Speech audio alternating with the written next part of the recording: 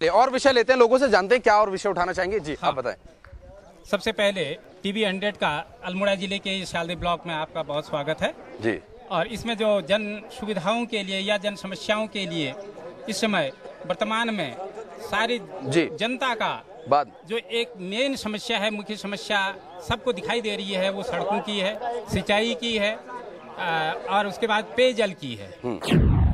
जी बिल्कुल, और पहाड़ों के लोगों के भलाई के लिए भी एक जरूरी अहम विषय है और लोगों से विषय उठाएंगे। हमारे साथ बहुत सारे लोग मौजूद हैं, फटाफट लोगों की राय लेते हैं। क्या आप क्षेत्र के विकास के लिए कहना चाहेंगे? धन्यवाद आपका 100 टीवी का। जी सबसे पहले तो मैं ये चाहूँगा कि जो हमारा जिला पंचायत क्षेत्र पंचायत का जो बजट है वो हमारी जो केंद्र सरकार है नीति आयोग बनाने से जो हमारे जो यहाँ का बजट था सारा वो स्मार्ट सिटी बनाने के लिए चले गया है। अब यहाँ के लोग जो है स्मार्ट सिटी में जाएंगे यहाँ के लोग, ठीक है। दूसरी बात मैं ये कहना चाहता हूँ, यहाँ हमारे जो यहाँ के विधायक जी हैं वो 9 साल में सिर्फ 4.5 काम गिना दें अपने। जी 9 साल में अपने 4.5 काम गिना दें यहाँ। चले आपकी नजर में आप बताइए क्या विकास कार्य अभी जो एकदम प्राथमिक स्तर पर? पहले कि यहाँ रोड हो जी, जब तक यहाँ रोड नहीं होंगे तब तक यहाँ मरीज जो गांव में वो वही मर जाएगा। जी रोड होंगे तो सब कुछ होगा। जी बिल्कुल, और सड़क का विषय एक ऐसा विषय है जो सभी लोग उठा रहे हैं। सड़क पर कितना काम होगा, कैसे काम होगा, उन लोगों से जानेंगे और हमारे साथ कुछ जी बिल्कुल जवाब हमारे विधायक जी देने को तैयार हैं। विधायक जी आप बताइए। देखिए, एक तो शालदे केदार बलमरा रोटर मोटर मार्ग का मैं उनको धन्यवाद दूंगा, उन्होंने चिंता व्यक्त की है कि ये प्रताप बिस्जी जो पूर्व विधायक जी थे हमारे स्वर्गीय हमारे बड़े भाई, वो करा गए थे और विधायक जी 2 बार हो गए, वो नहीं बन पाई है रोड। जब मैं विधायक पहली बार बना तो पता लगा कि वो रोड स्वीकृति नहीं हुई थी, उसमें वन भूमि का कोई काम नहीं हुआ था। विधायक जी ने अपनी विधायक निधि से 2 लाख देके मशीन मंगा ली थी और जब मैं जीत कर आया तो मशीन को हटाने के लिए पीडब्ल्यूडी के अधिकारी आ गए थे। मैंने उनको घोर विरोध किया कि जब काम चालू हो गया तो आप क्यों मना कर रहे हैं, तो पता लगा उसमें कोई पैसा ही नहीं था। यहाँ तक कि उसमें वन भूमि की स्वीकृति भी नहीं हुई थी। मैंने 8 लाख रुपए उसी साल जिला योजना में डालता, जहां तक वन भूमि नहीं थी वो रोड कटवाई। उसके बाद 2011 में हमें भारत सरकार से वन भूमि की स्वीकृति मिली, उसमें 8 किलोमीटर का पैसा स्वीकृत था, वो 8 किलोमीटर की रोड हमने कटाई। मैं हरीराव जी का धन्यवाद देता हूँ कि गैरसैंण राजधानी अगर बनती है हम उसका तहे दिल से स्वागत करते हैं। इस बात का वो है, इससे इस क्षेत्र का पलायन रुकेगा। नंबर 1, ये पलायन आज किसी को चिंता नहीं है, ये 2-2, 4-4 बुढ़े सब घरों में हैं, उसकी चिंता एक विधायक को नहीं है। सबकी देहरादून में कोठियां हैं, सबकी हल्द्वानी में कोठी है, सबकी दिल्ली में कोठी है और उनको यहाँ पहाड़ से कोई लेना देना नहीं है। मैं आज सबको डंके की चोट पर कहना चाह रहा हूँ कि कोई भी आदमी अगर जवाब देना चाहता है कि अगर एक भी आदमी छोटा भी काम कर रहा है, वो थोड़ी बात भी उसके पास पैसा है, वो सीधे यहाँ से पलायन चाहता है। क्यों? इसलिए कि यहाँ सुविधा नहीं है, सब भ्रष्टाचार यही है। क्या यही ब्लॉक मिला सबको भ्रष्टाचार करने के लिए?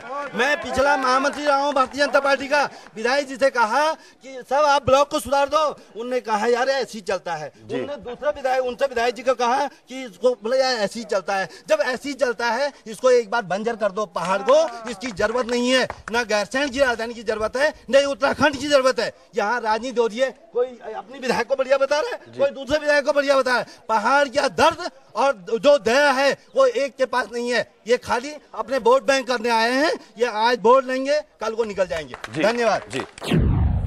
क्या परेशानी, सबसे बड़ी परेशानी के बारे में बताएं। परेशानी है शालदे ब्लॉक एक ऐसा ब्लॉक है जहाँ पर कोई काम होता है तो 20% कमीशन सीधे मांगा जाता है। हम ये पूछना चाहते हैं कमीशन किस बात का होता है? यहाँ कमीशन खोरी और यहाँ पर ये फालतू बन की नेतागिरी यहाँ पर होती है। तो मैं कहता हूँ सीधी सीधी बात है, अगर सही काम करे आदमी फिर भी 20% कमीशन होता है। मैं यहाँ के प्रमुख जी से, यहाँ के विधायक से, यहाँ सब नेताओं से पूछना चाहता हूँ आखिर इस पर आप लोग काम करते क्यों नहीं होता है, क्यों मांगा जा रहा है इस पर, क्यों? बिल्कुल, इस पर चोरी पर भी हम जवाब लेंगे और लोगों से विषय जानते हैं क्या विषय उठाना चाहेंगे।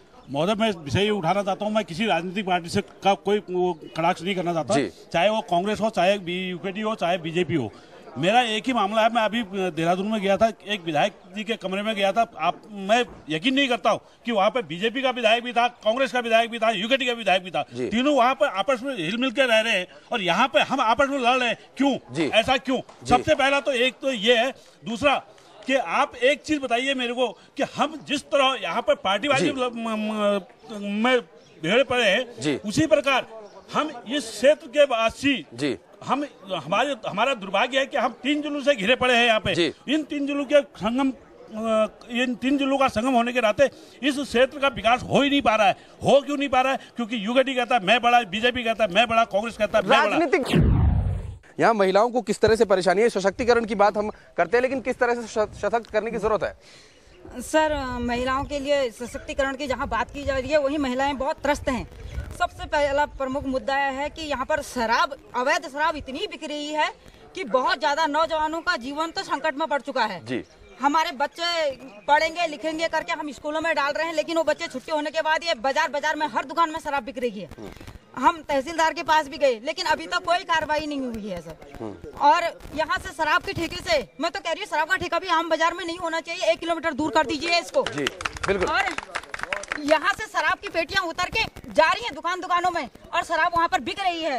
हर एक इंसान, बच्चा भी शराब के ठेके में बच्चा जाने की हिम्मत नहीं करेगा खुलेआम, लेकिन दुकान में वो किसी चीज के बहाने खरीद रहा है, उसको पी रहा है, उसका जीवन बर्बाद हो रहा है। दूसरे में सर ये है कि लोगों ने शौचालय की व्यवस्था हो रही है, लेकिन अपने पाइपलाइन जो है वो प्राकृतिक स्रोतों में छोड़ रखी है खुली, जिससे सारा पानी दूषित हो रहा है। और इस पर कोई कार्रवाई नहीं हो रही, हमने लिख के भी दे दिया। बिल्कुल, इस पर कार्रवाई क्यों नहीं हो रही, ये एक बड़ा विषय, अहम विषय। सियालदे ब्लॉक में लगातार जन पंचायत के माध्यम से हमने कुछ विषयों को उठाया, और इन विषयों से अब क्या सरकार सबक लेगी या क्या कुछ काम होगा, ये देखने वाली बात है। फिलहाल सियालदे ब्लॉक की जन पंचायत में फिलहाल मेरी टीम के साथ मुझे दीजिए इजाजत। टीवी 100 न्यूज पर खबरों का सिलसिला जारी है। नमस्कार। पर्यटन को पंख लगे ये मांग लोगों की है, तो अपने नुमाइंदों की नाराजगी भी झलक रही है। हालांकि उम्मीद अब सरकार से है कि सियालदे में विकास की बयार तेजी से बहाने के लिए कदम उठाए जाएं और इलाके की तस्वीर और तकदीर को जल्द से जल्द बदला जाए। बहरहाल जनपंचायत की इस कड़ी में अभी इतना ही। मुझे दीजिए इजाजत। अगली कड़ी में एक और ब्लॉक की ताज़ा तस्वीर से होंगे रूबरू। तब तक के लिए नमस्कार।